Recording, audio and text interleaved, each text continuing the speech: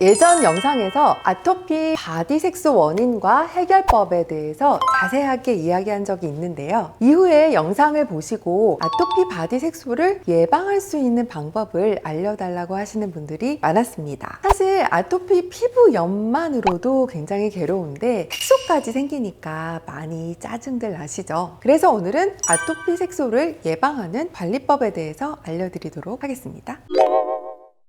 모든 색소 침착은 피부가 손상되면서 발생합니다. 피부에 상처가 나거나 습진을 앓거나 화상을 입는 등의 손상이 생기면 피부 재생되는 과정에서 색소세포가 활성화되면서 손상된 부위가 검어질 수 있습니다. 아토피 피부염은 피부염이 수년에 걸쳐서 반복되는 것이 특징이기 때문에 이 과정에서 색소세포도 지속적으로 활성화되어 있고 또 피부 속의 진피 내에도 색소가 떨어져 있어서 피부톤이 점점 검게 변하게 됩니다. 여기에 태선화라는 현상이 동반되면서 피부색 변화가 더 도드라져 보일 수 있는데요. 태선화 현상은 피부가 코끼리 피부처럼 두꺼워지고 주름이 굵게 형성되는 것을 말합니다.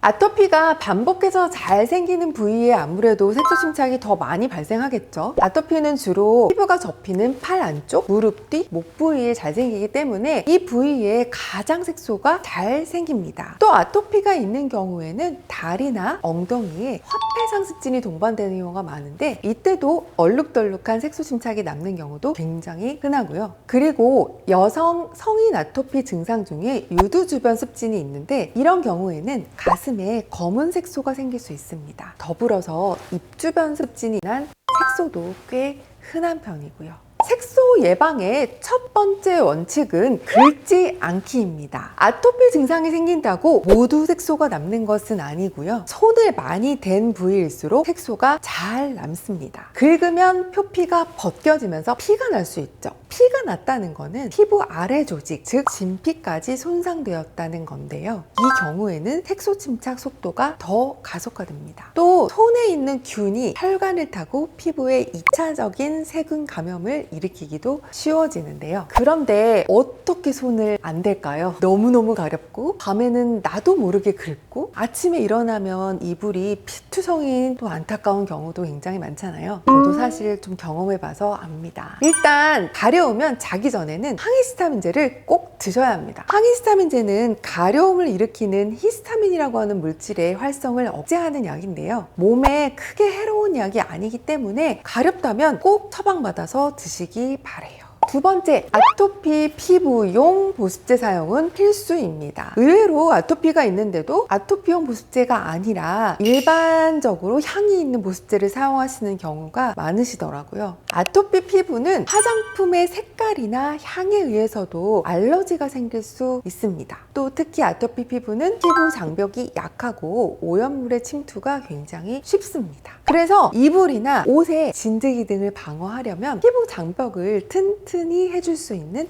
아토피용 보습제를 꼭 사용하셔야 합니다. 세 번째는 바르는 약 스테로이드를 잘 활용할 것입니다. 저는 피부염의 급성기에는 무조건 스테로이드를 바르는 걸 사실 추천드리는데요. 스테로이드는 급한 불을 끄는 소방차다라고 늘 말씀드립니다. 색소 침착 예방에도 도움을 줄 뿐만 아니라 아토피가 더 심해지거나 2차 감염이 되는 것도 막아줍니다. 하지만 스테로이드는 가능한 한 약한 포텐시로 시작을 하고 급성기에만 일주일 내로 바르되 의존하지 않아야겠죠. 피부염 부위가 한 70% 정도 덜 가려워지고 진물도 안 나고 붉은기도 어느 정도 가라앉으면 그 다음은 스테로이드 연고를 끊거나 줄이고 보습제로 빠르게 체인지 해주세요. 네 번째는 스크럽이나 색소 크림은 절대로 금지입니다. 아토피 피부염 부위가 조금 검어지는 것 같다고 해서 스크럽이나 때를 미시는 건 색소 침착 악화의 지름길입니다. 또 간혹 도미난 크림이나 멜라토닌 크림과 같은 미백제를 약국에서 사서 사용하시는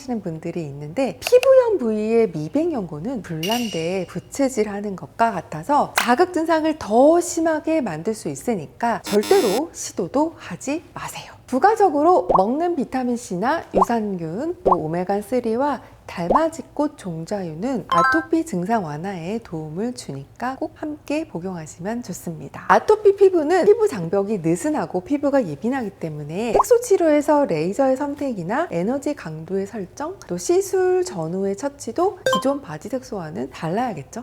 또 같은 아토피 피부염이라도 급성기의 습진을 가진 경우와 아토피가 어느 정도 호전돼서 아토피 자국만 남은 치료는 또 다릅니다. 아토피 색소 치료는 피부염이 있는 상태이거나 피부염에 자국이 남은 상태이기 때문에 일반 바디 색소보다 더 개인의 피부 상태 맞춤으로 치료되어야 되겠죠. 그리고 아직 이유가 명확히 밝혀지진 않았지만 아토피 습진 부위에 색소 레이저 치료를 꾸준히 시행하면 오히려 해당 부위 아토피 증상이 호전되는 경우가 많습니다. 이거는 논문도 있습니다. 물론 완벽하게 아토피가 치료가 되는 것은 아니고요. 아토피 색소 치료를 받는 도중에 아토피가 사실 더 심해지는 게 아니냐고 걱정하시는 분들이 많은데 이 부분은 걱정하지 않으셔도 된다는 이야기를 드리는 거예요. 색소 치료로 깨끗해진 상태에서 다시 긁는 행동을 반복한다면 사실 재색소 침착 우려가 있으니까 주의하셔야 되고요. 그래서 저는 아토피 색소를 치료한 후에 아토피를 잘 컨트롤할 수 있도록 교육해 드리고 있습니다.